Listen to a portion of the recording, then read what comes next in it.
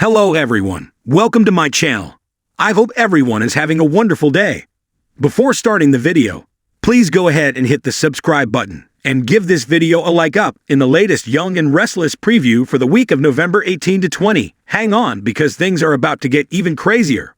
Read on for the details and watch the video below. Phyllis ended up in a terrible car accident with Sharon after being distracted by texts that came from Sharon's stolen phone.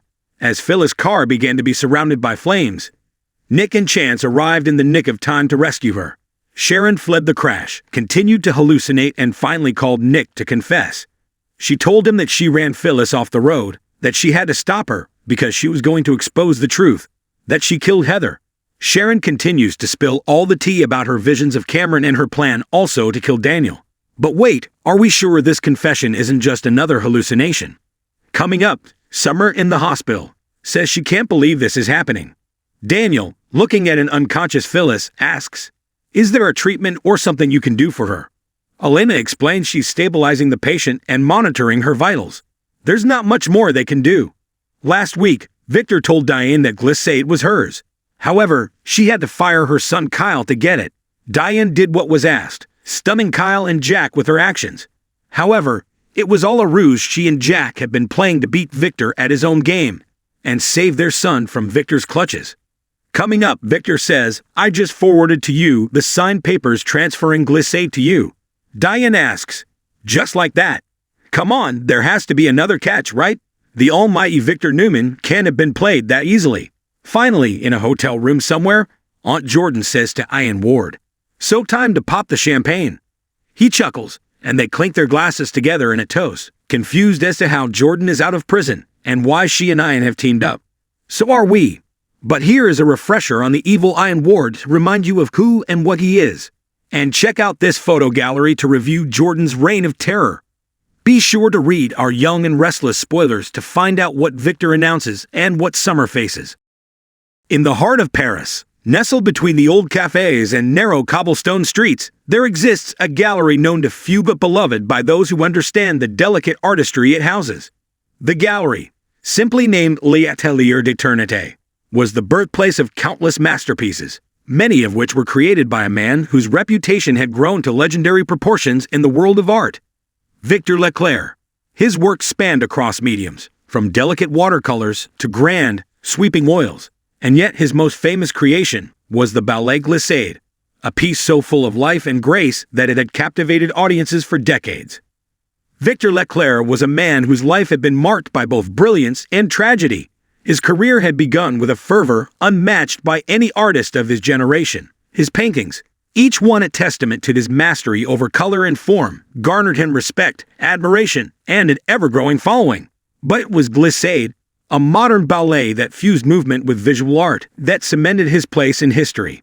He had spent years perfecting the choreography, painstakingly adjusting every step, and leaped to reflect the delicate beauty of his paintings.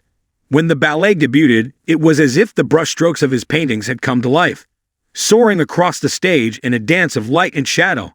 For years, Victor had been the sole creator of Glissade, overseeing every production, every performance. He became the guardian of its legacy, an artist so entwined with his creation that it seemed impossible to imagine the ballet without him at its helm.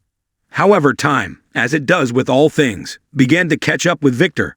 His once sharp mind began to dull, and his hands, though still capable, no longer moved with the same fluidity that had once characterized his genius. The ballet, too, began to change, becoming more of a relic of the past than the vibrant, living creation it once was. It was in the winter of 2024, during a particularly cold and gray evening in Paris, that Victor made a decision that would reshape his legacy forever. He had been contemplating the future of Glissade for some time. He had grown weary of trying to breathe life into a production that, despite his best efforts, was becoming more and more difficult to revive. The world had changed. New forms of expression had emerged, and the ballet that once felt revolutionary now seemed almost archaic. Yet, despite his reservations, he knew deep down that Glissade could live on, could evolve into something new, something fresh, but it would require someone who could understand its essence. Someone who could transform the familiar into something vibrant once more. Diane Lacroix was a name that had been whispered in the circles of contemporary ballet for years. A prodigy, Known for her innovative choreography and avant-garde approach to movement, Diane had the rare ability to merge the old with the new, to create something that paid homage to tradition, while boldly forging a path into the future. Her work had been praised for its depth, its emotional intensity, and its ability to push boundaries. Diane had long admired Victor's work from afar, but she never imagined that one day she would be called upon to inherit such an iconic creation. It was on that fateful winter evening, after a particularly challenging rehearsal, that Victor decided to reach out to Diane.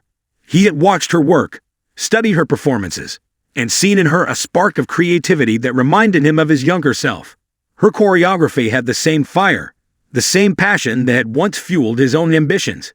He knew that she was the one who could carry Glissade into a new era, who could preserve its spirit while reimagining its form.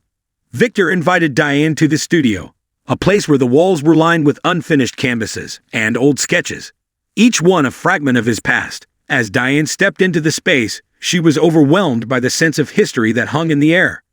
The studio felt like a living testament to an artist who had given everything to his craft. "Diane," Victor began, his voice surprisingly steady. "I've been thinking about Glissade. It's time for me to let go, but I want you to take it. You were the only one I trust to carry it forward." Diane was taken aback. She had always admired Victor from afar, but the idea of taking on such a monumental task was daunting. "Victor, I don't know if I'm ready for something like this. Glissade isn't just a ballet. It's part of you. It's your legacy." Victor smiled, a small, knowing smile. "That's exactly why I'm giving it to you. It is my legacy, yes. But legacy is not something to be preserved in amber. It's something that grows, evolves. You are the future of art, Diane. You understand that better than anyone." And so, the passing of the baton was made.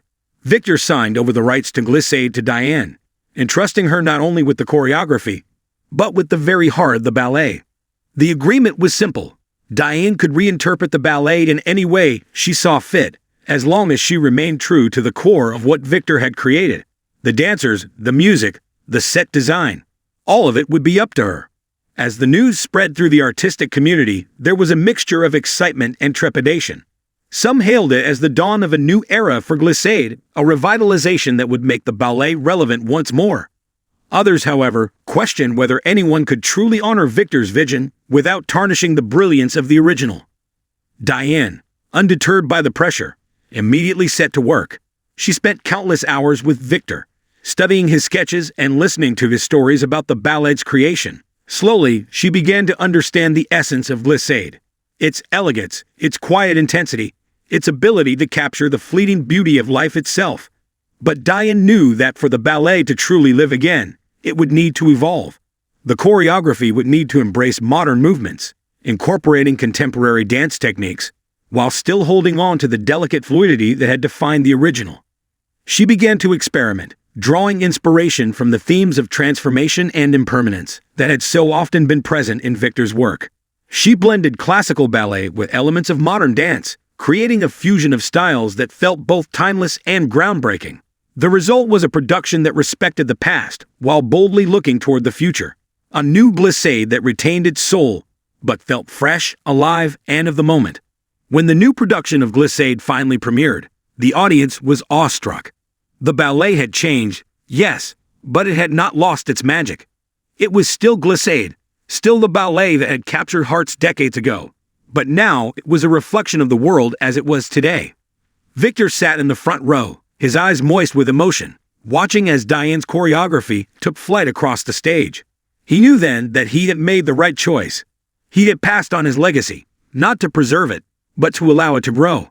And as the final note of the music played, and the last dancer took her bow, Victor Leclerc smiled, knowing that Glissade would continue to live, evolve, and inspire for generations to come, just as art